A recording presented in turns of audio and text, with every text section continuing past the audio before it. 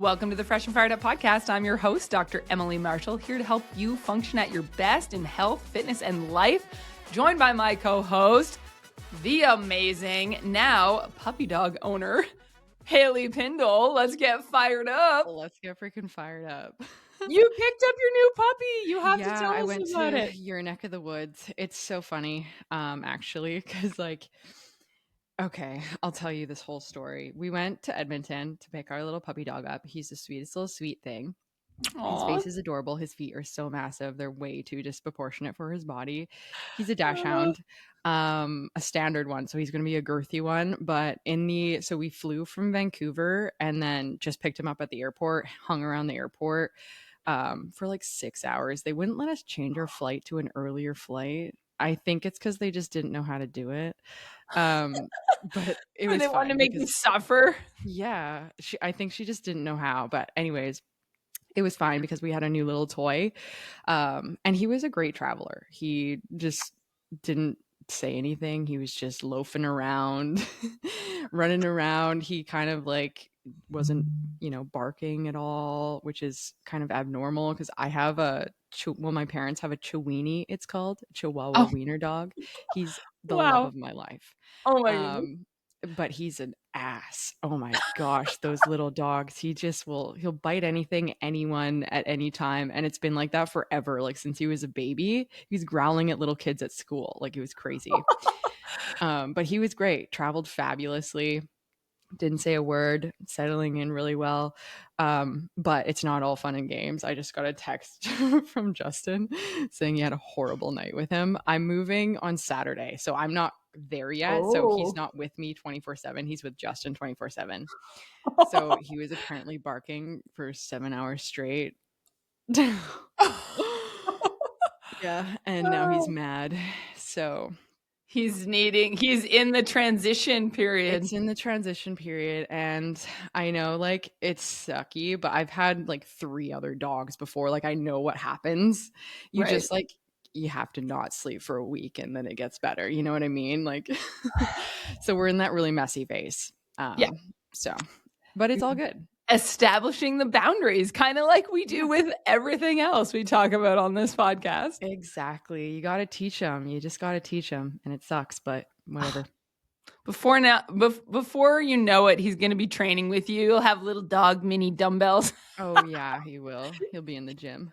He'll be lifting it up with his little neck, and we're going to be absolutely. But all in all, fabulous. That's awesome. Because we're getting ready for Strong Girl Summer, right? I mean, it's January. Heck yeah. Why not? We're building that muscle in the wintertime so we can show it off in the summertime, obviously. Exactly. The gains start now, not tomorrow. They start now. It is dark and it is right. And lifetime commitment. So if you're listening to this podcast for the first time, a couple things you need to know. One, you are stepping into the journey of these are lifetime things that we're they're going to be life-changing for you. And the other thing you need to know is we have a YouTube channel. Make sure you go and check it out and subscribe to it. And hold on. I have a really funny story too. Hey, what? About the dog. Justin puts Fresh and Fired Up YouTube on when he leaves to go to the gym. Oh, really? So you can hear my voice. It's freaking hilarious. I get Snapchats from him in his kennel, and then Fresh and Fired Up. You see our gorgeous faces on the TV. It's so funny. That's awesome. So your dog is gonna know me if I come visit. Yeah, he's gonna be like, it's oh, true. I recognize your voice. I'm so happy. That's great. Oh wow, I love this. Oh, I love it. Okay, well, here's the deal. We want to dive in a little bit more. We're not here just to talk about puppy dogs today. We do want to talk about some real serious muscle gains or maintains, because we can't always be in gain phase. We do sometimes need to be in maintain phase, especially if stress is high. So we're going to chat a little bit about that today. We're also going to talk about toning and tightening up, all those words you love, without the crash dieting, and how to stop the all or nothing loop that nukes your consistency. I know Hailee loves all these topics. So yeah, you do. So let's kick off with muscle gains are a season, you're not in that season all the time. A big mistake that can occur is trying to do the perfect bulk cut while you're in a high stress period. So, well, underslept, overscheduled, or emotionally taxed. A specific thing that I want to bring up with this is if you are having certain symptoms, I have had people reach out to me that will tell me about a symptom that they're having. That my question back, before I answer any questions, I ask them the question back: what is your sleep quality right now? What are your stress levels like? What does your schedule look like? Do you have any rest in there? Because those are really, really key details that can be linking back to anything you need to know about where you are in your training cycle. Absolutely. And I fell into this trap. I think a lot of people do when they start their fitness journey, especially with like that all or nothing thinking, where it's like you think that the bro split of training 6 or 7 days of the week is going to get you to look like a bodybuilder and all of that stuff, where you don't really take in consideration like the yin and yang. Everything has an opposite. So when you train hard, you also need that rest. So your body can actually build that muscle, right? And grow that muscle. It needs rest, it needs food. You can't just consistently be breaking it down and expect it to get bigger if you don't allow that time for it to rebuild. So it's so, so important to have that recovery time, not only like sleep, but also just like rest days and taking some time out of the gym and not like really beating your body into the ground. And like you mentioned too, like really being honest with yourself of like, do you have a really taxing schedule that is really demanding? And do you have the capacity, to have a very demanding workout schedule too? Like if you're working 2 jobs and have a family, is it the right time to train for a marathon?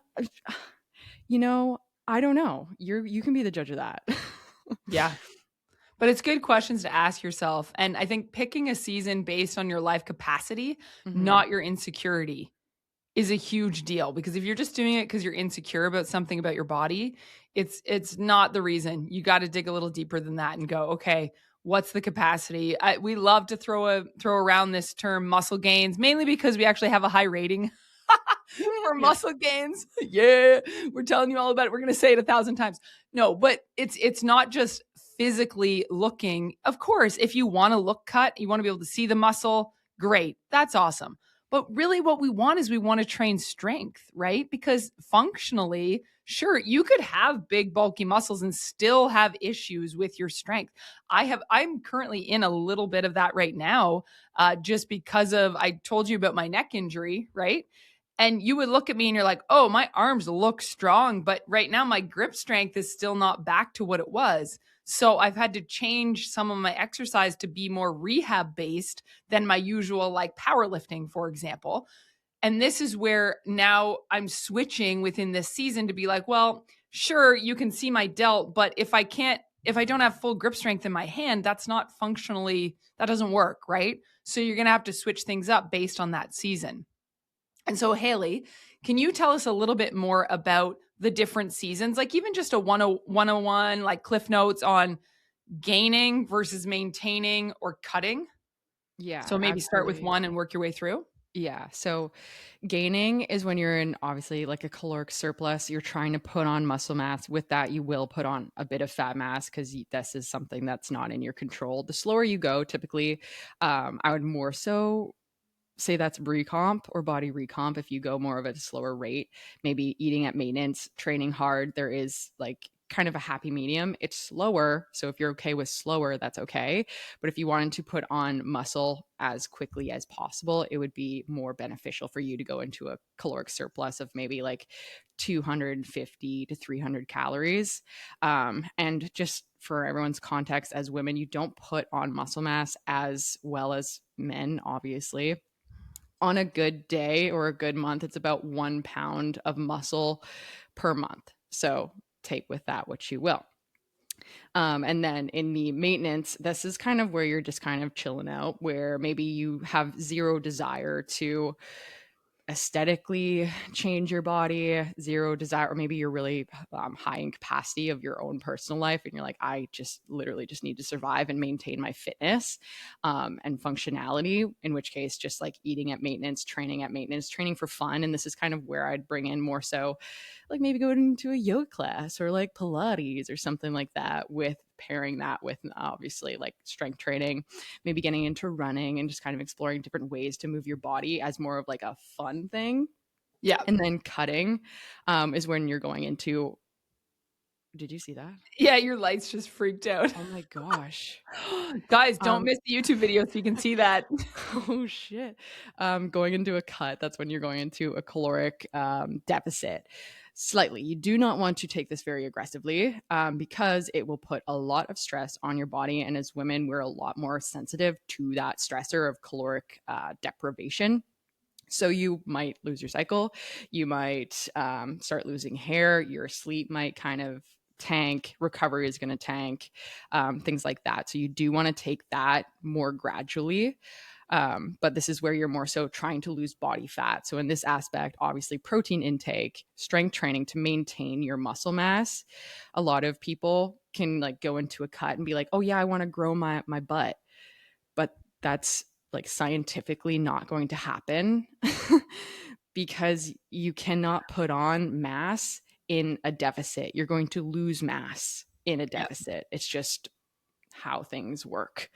And actually, I think I've referenced this, but there was a Netflix documentary, I think, where they took two twins and they put them on some said diet. One was I think like whole foods and one was not whole foods, but they were both the same kind of like caloric intake. And one of the twins just completely went into like diet culture. They disregarded the whole trial that they were doing and they did a bunch of cardio. They underate, they didn't eat a bunch of protein, and they lost, I think, 5 or 10 pounds. And most of that was muscle mass. Wow. So they had like a lose-lose situation here where one, your metabolism is now like obviously downregulated and not as healthy. And then you're losing precious muscle mass, which if you can relate back to what I said, 1 pound per month is not great for women. Like that's not awesome. So obviously it takes quite a bit of time to gain that muscle. And like when you're looking at Instagram and all of these people who look quote unquote toned, they have likely spent years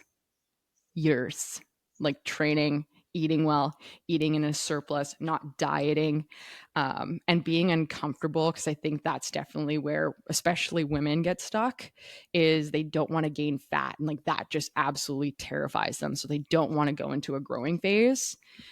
But like that's just us looking at the negatives and like what we're losing, not necessarily what we're gaining. So I think that like going into a growing phase can not only like benefit you aesthetically later, but also mentally allowing yourself to see your body change and not again rooting yourself in how you're looking, or how you're aesthetically like, you know, um, to the outside world, not like how you look to everyone else, I think is really beneficial too. So if anything, I hope that everyone goes into a growing phase just to kind of mentally also allow yourself to go through that and watch your body change truly. Because I don't think body image, like the body image work that you do when you look and feel great, is as beneficial as when you're actually uncomfortable with it.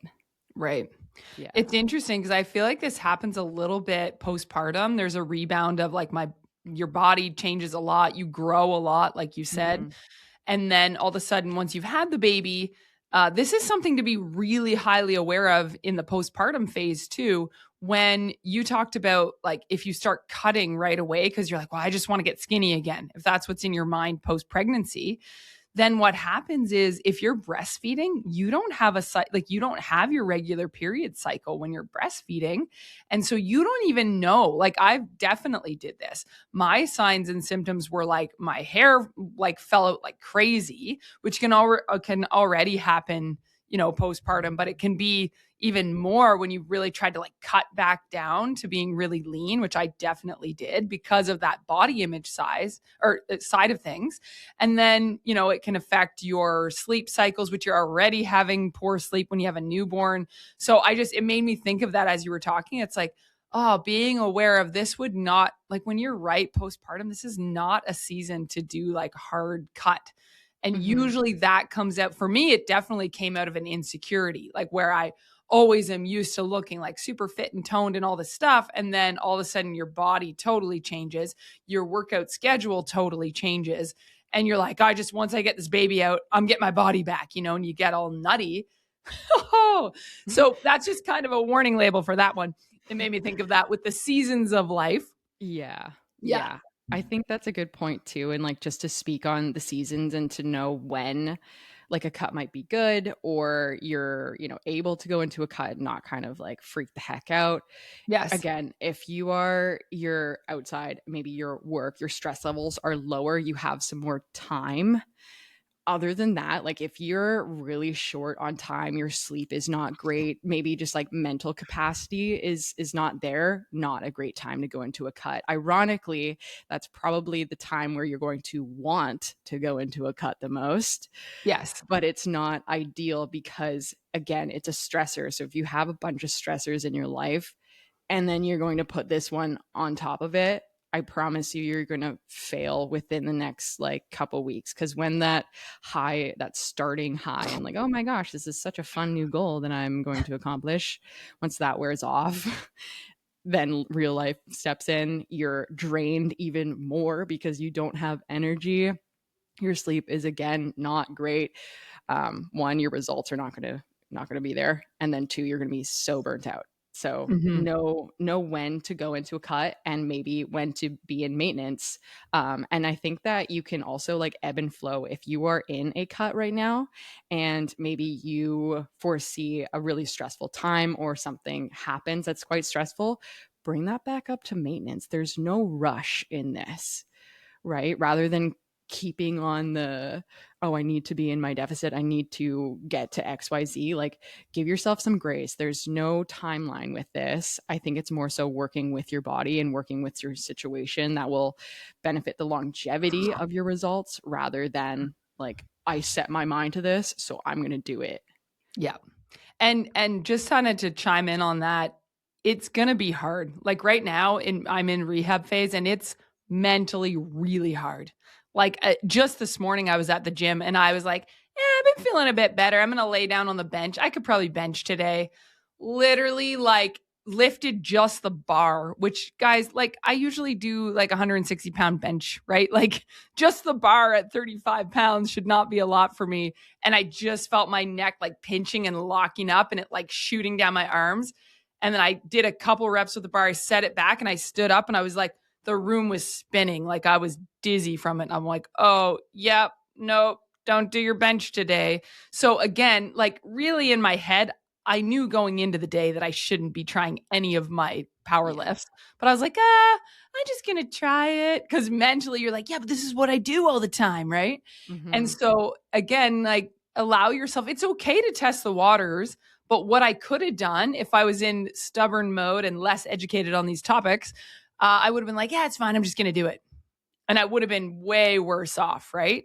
Whereas like, no, I'm going to do my deep neck flexor exercises and I'm going to do my, little mini band pulls and all the things that are like really super helpful in the long run. But in the moment, you're like, yeah, but there's less fireworks, right? Exactly. I think that comes too from like more so competitive sports people. Yeah.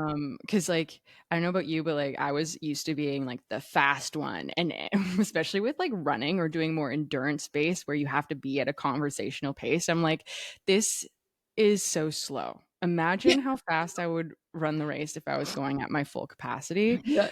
But obviously like my body is not prepped or primed to do that whatsoever. But I think it's more so like what you're used to, and then slowing down feels really weird, or off, even though you kind of know that it is obviously important to Yeah. not stress your body, especially after an injury. But I think it's more so the mind thing than like the actual thing itself, if that makes sense. 100%. And then it's like, how can you adapt? Like I've been We joke in the gym because it's like, well, something's got to be ripped. I've been doing leg day like every day, so I'm like, that's fine. I'll just switch out for my pistol squats, and it's hilarious because I'm like, oh, I've been doing so much spin bike, Hailee, because again, I can just like let my arms hang, and I'm just like going crazy on the spin bike in between with my like side to side lunges, and I'm like, well, if anything, by the end of this, my legs are gonna be just super strong, but. Sorry, that's just a tangent. I wanted to bring us back to then quick litmus test for the maintenance season would be asking yourself if your sleep is poor, if your steps are low, and if your stress is high, then this is a good time to be in a maintenance phase rather than a cut phase, than a hard cut. The other thing about this though, if you are more near the start of your fitness journey, one thing you can think about is like, well, if, lots of times people are starting out on a fitness journey because they want body recomposition. Maybe that, you want to lose fat and gain muscle and or your energy's really low and you're like, I can't do this anymore. Something's got to give. This is where we go right away. We're building the habits and we're doing that body recomposition slowly over time, which is different than a hard cut. So I want to just reassure you that you can still drive body composition when your stress is high because you're reformulating new habits. So there is a distinction there in case that wasn't clear. Yeah, absolutely. And I honestly recommend if you're just starting to get into the gym and gaining muscle, I think that doing a recomp phase or just maintaining is far more beneficial than doing a cutting phase because that's just honestly a waste of time. Yeah. You have no muscle, so there's nothing to cut down to. You're just going to essentially just maybe lose some of the muscle that you may have. So go into more of a maintenance recomp phase is way more beneficial. And I think the kind of jargon of bulk and cut is more so for seasoned people who have Yeah. been in the gym. They kind of know macros a little bit. They know that they should be eating protein and they're maybe at a body composition that like has some muscle on it and they just want to fine tune a little bit of stuff, in which case they would go into like periodic gaining phases, loss phases and things like that. But if you're just starting out, just maintain and like you said, focus on the habits, get enough protein, know what's in your food, and you'll see results just from doing those very small things. Yeah. And if you are more seasoned, right? It's like if you're maintaining strength, what I do a lot of the time is I'm maintaining strength, functionality, and power. And then if you were to look at me, you're like, I always have purposely, I have a bit of layer on top where I do have some, I have some adipose tissue. Adipose tissue. No, like there is some fat on there. It's not like an excessive amount, but it's a layer over top of the muscle. I stay really strong, but then I could easily cut into where I look more lean, but I already have such a muscle mass underneath.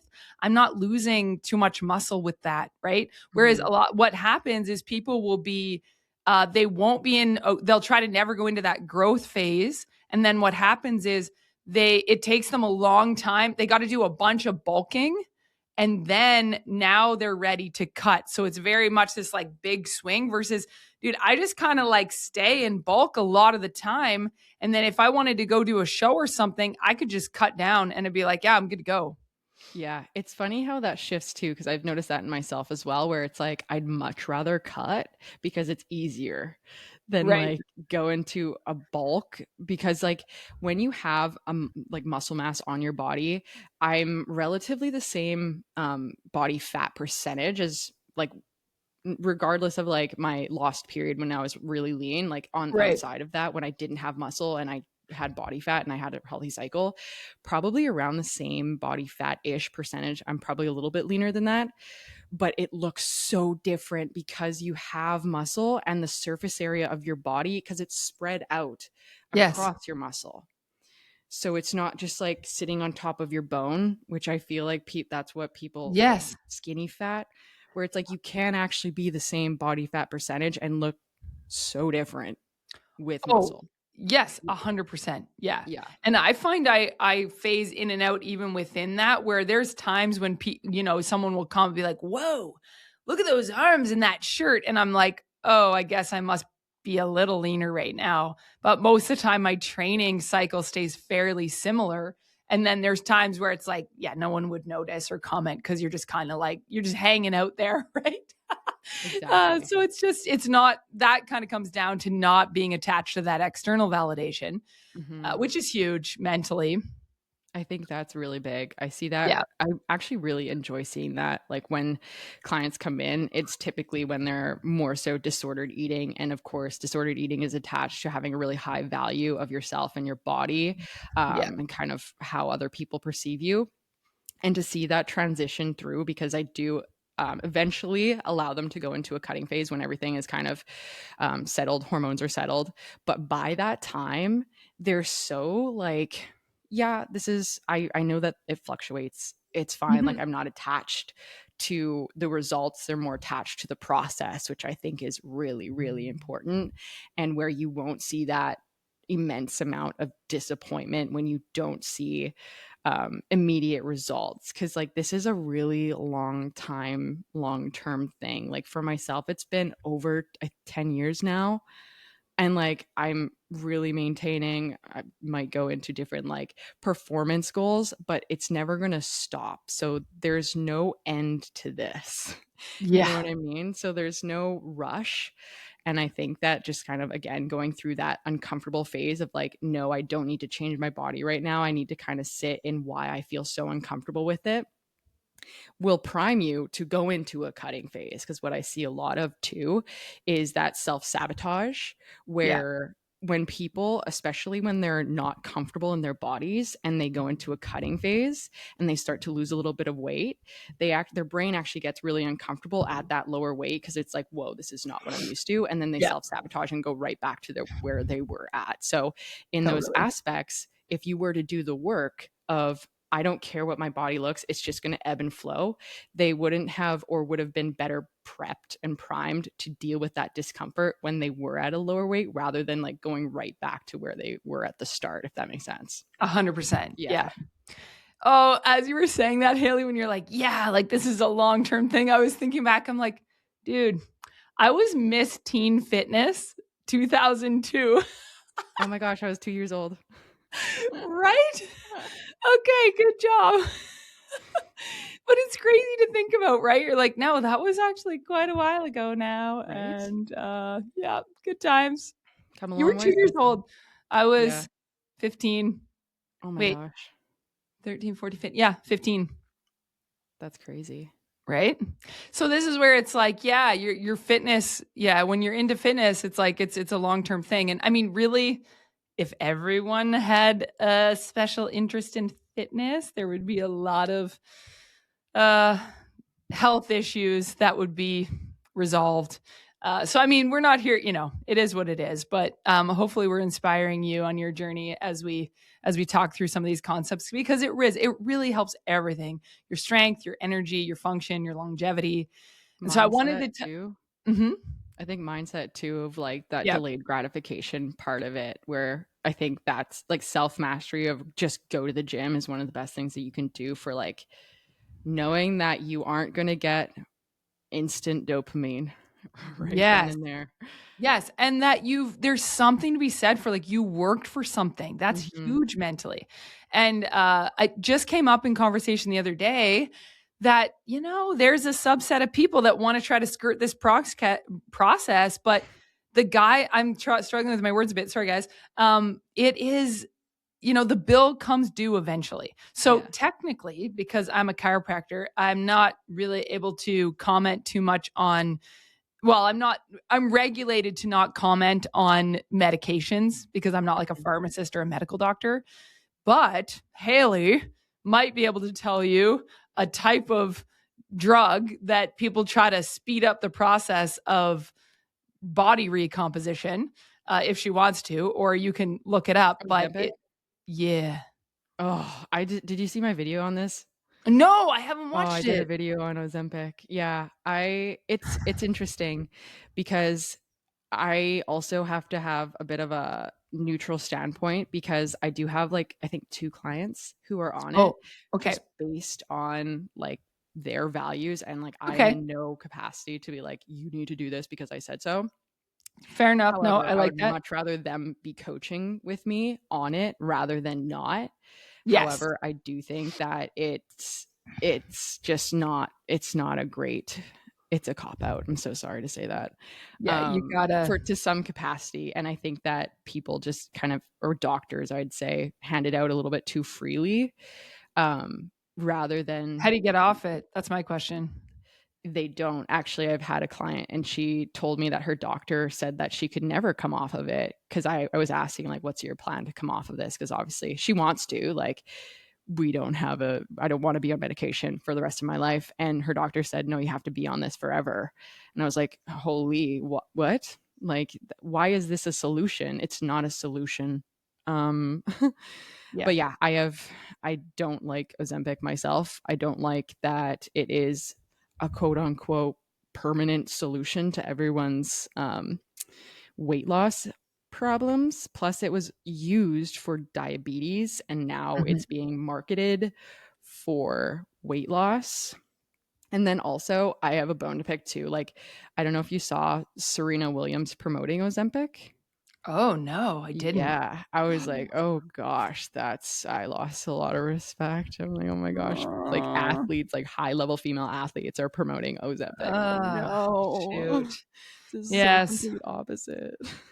Well, my professional opinion is completely neutral, but I would highly recommend that you look into things before you decide. Yeah. And thank you, Hailee, for your 2 cents. And then we're going to move on. So I do want to dive into 3 levers that are going to drive body composition. So let's start with training stimulus. So number 1, training stimulus. Number 2, recovery and stress load. Number 3 is food without obsession, if we have time for that. But so let's just talk about training stimulus. So what actually builds muscle is progressive overload. And then you're going to look at, like, okay, enough weekly sets and the proximity to failure and all of those things. So give us a little bit more on healthy progressive overload, Hailee.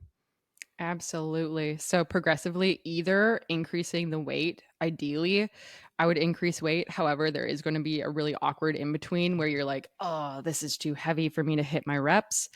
And my regular weight is feeling a little bit easier. To Yeah. which case, I would just say tempo work is freaking fabulous. I Oh, yeah. love, love, love tempo work. And what I mean by that is, like, you're manipulating the time of, like, eccentric motion, concentric motion, and pauses, so the isolations. So yeah, play with tempo, or you can also like decrease rest time, go into your next set a little bit earlier.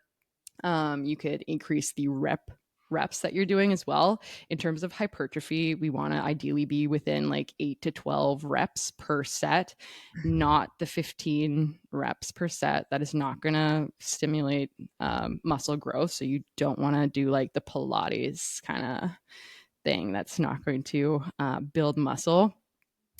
And then also doing like Hailey's just compound. defending everyone today. No, I just kidding. I have an opinion. I'm so sorry, but it's the truth. Good. I Like like it. Pilates, I love to do that for mobility or stretching, core work, but like for muscle growth, that's not the ideal thing. And then what was I saying now? Oh, compound lifts. Yeah. I love to do, like, start out my workouts with a compound lift and then go into some accessory work. I think Yes. that yields really good progress in terms of progressive overload and just like loading up your muscles for the best muscle growth.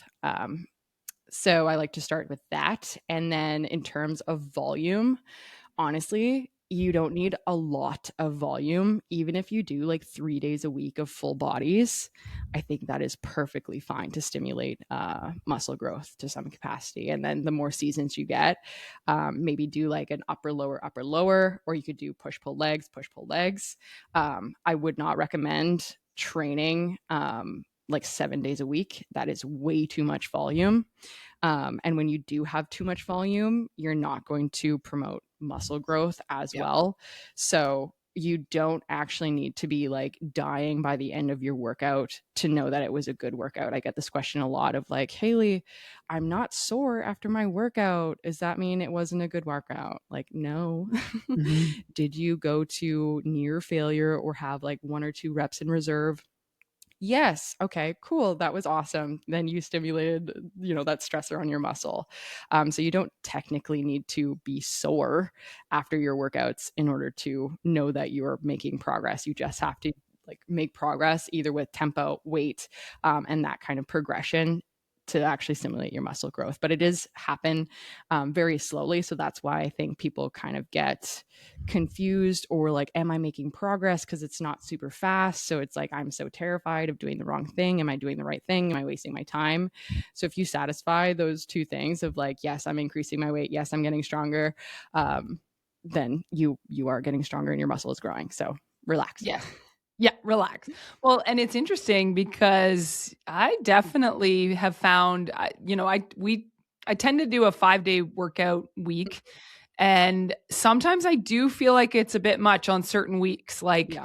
at 4-day is good Yeah. for myself, but 3 to 4 days, and then when we throw in that fifth day, it really depends. It depends on where you are in your hormonal cycle and knowing when to back it down. And I've said this on previous episodes, but I have times where I'm like, oh, I'm going to throw in, something that I love what you said about rest, the tempo of the rest. It's like there's going to be weeks where I'm like, oh, I'm giving it a minute rest between this or a minute and a half.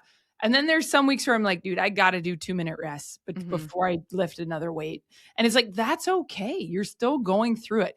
The other thing I love that you said is changing the tempo, changing that like concentric, eccentric versus like the isometric or static. And so it's crazy because let's just talk about, I'm going to take walking lunges. Okay. I can pick up dumbbells in both hands and lift a good amount and walk through my lunges. All we did last week was we changed. We're just going to do a lunge hold, literally body weight. Like sink down, but this is after back squat and, all the other things. So your muscles are kind of fatigued. Just get into your lunge and held the lunge with everything. You're trying to contract everything and just held it for 30 seconds. Oh my, the next day it was like, what did we do? Yeah. And again, you'd think, well, you're just holding your body weight, but that was just a little tweak to the rest of our workout. And it's like, oh, look, all we did was change the stimulus a little bit and you can feel it, right? And so cycling out that some, but then also what you said about even if you're just keeping the exact same exercise and you're doing those, more progressive type changes, that can be better than constantly switching up your variety. I think that's a trap that people fall into. Do you? Simple scales, complex fails all the time. You love that line. That's so true.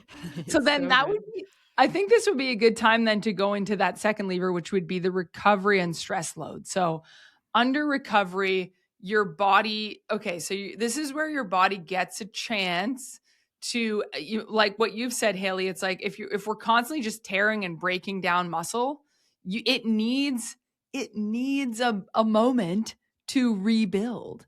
So how would I know if I'm like under recovering, like I'm not giving myself enough recovery? Fatigue, low performance when you're working out. Your sleep is not great. Um, Maybe some like irritability too. I think it just comes under this like stress too, which can impact your recovery. Obviously, I think sleep is the biggest recovery tool Yeah. in terms of muscle recovery, and also rest days, allowing yourself to have rest days.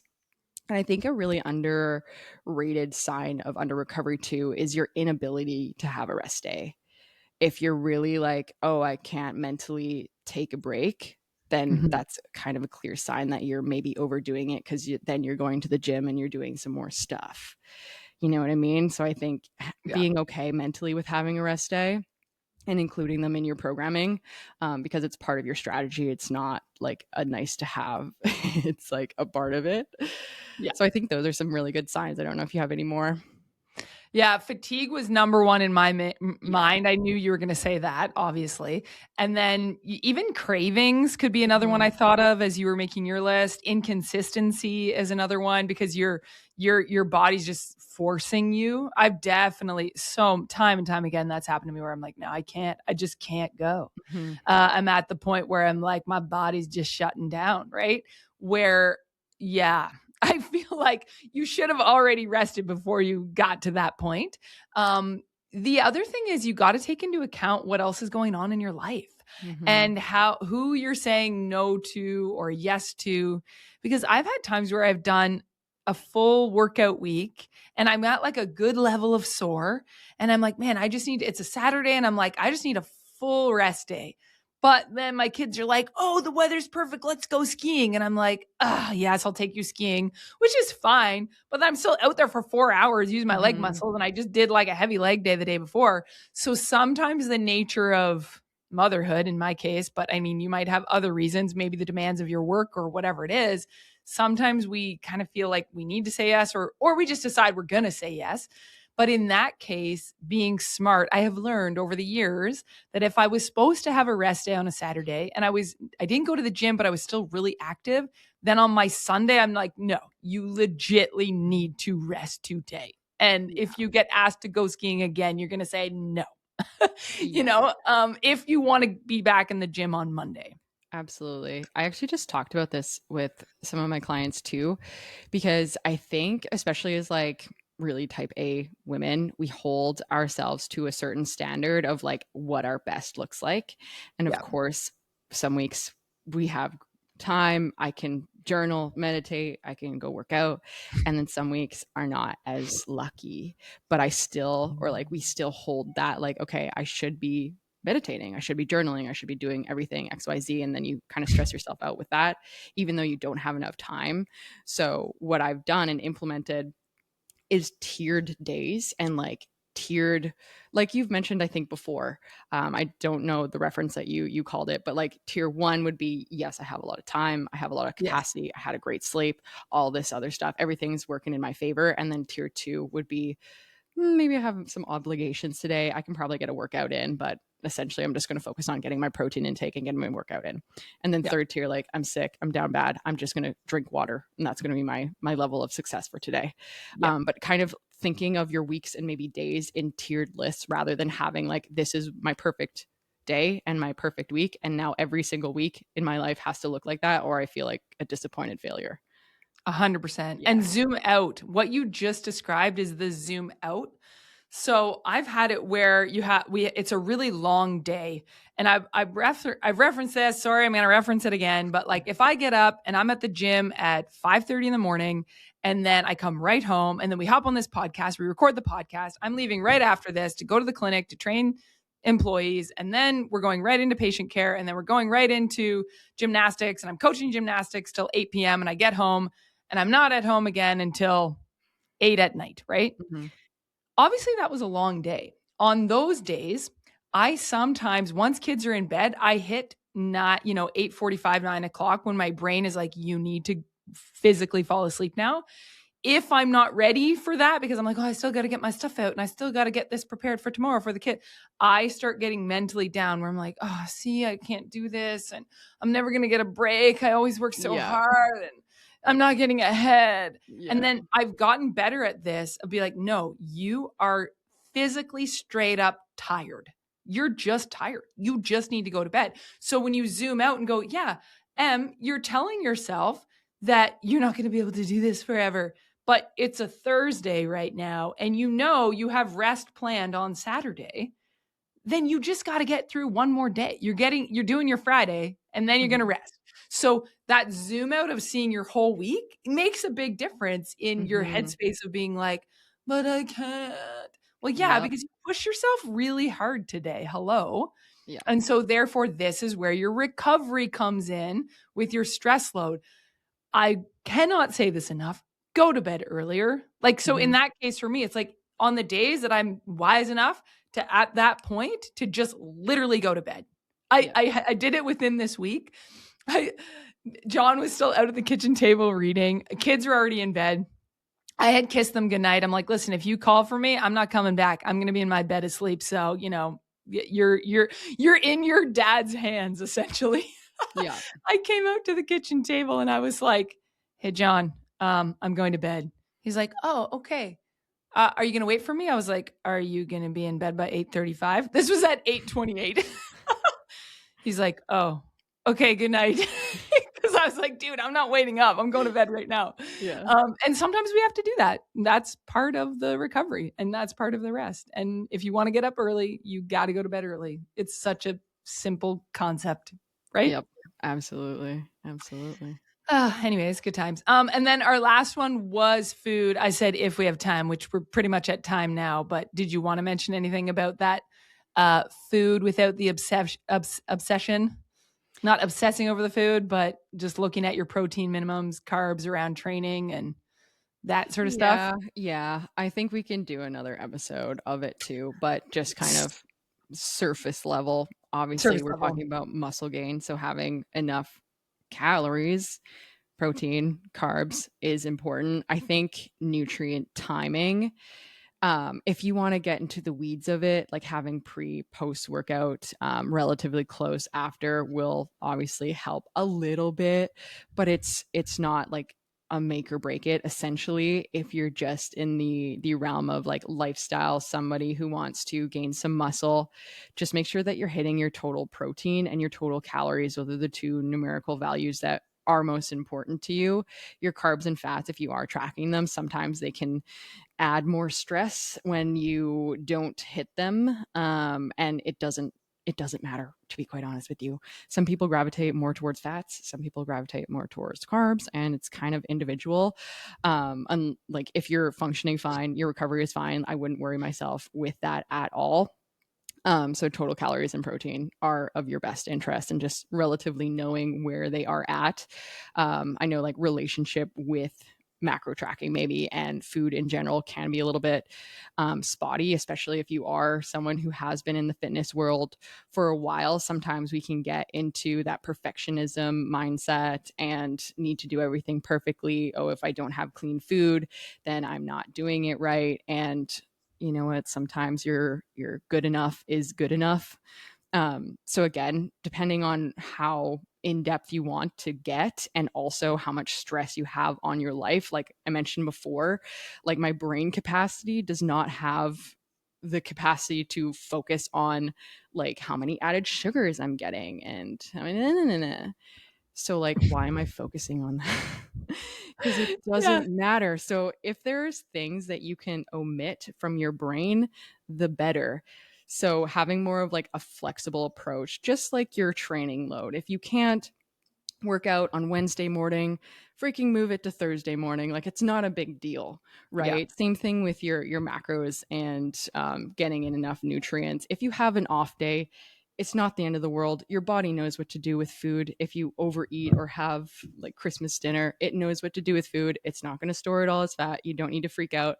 Oftentimes, the response to that situation is worse than the actual situation or like the actual food itself. So again, 100%. that emotional regulation, learning to regulate your emotional state is so freaking important, especially like with the food and things like that. I don't know if you have anything to add. No, I think that's great. I think it's more just wrapping up kind of what we've already said to drive home the points of like we're looking at different, you want to really keep in mind the long-term game, zoom out. So you can see that there's going to be these different seasons that you're going to need to cycle through, the gains, the maintains, and then those times when you need to or want to cut just for whatever your reason is, whatever your goals are. When you're looking at being in that body recomposition phase, we just to recap, the three things we touched on is make sure you look at your training stimulus so that you're doing the progressive overloading and doing it in a way that's sustainable, that when you train, you're training and hard enough to grow, but not so hard that you can't repeat it, which is the same thing with your nutrition, that you are fueling for the work, not punishing your body, and not going into this obsession or all or nothing mindset that's saying, if I'm not doing perfectly, I might as well not do it at all, Mm-hmm. because that is a lie. That's Yeah. my recap. Heck yeah. That was a great send off. Awesome. Okay. Well, thank you so much for being here today. Share this episode with a friend and make sure you leave us a rating or review. Click the subscribe button. And in the meantime, be free, feel fresh, and live on fire.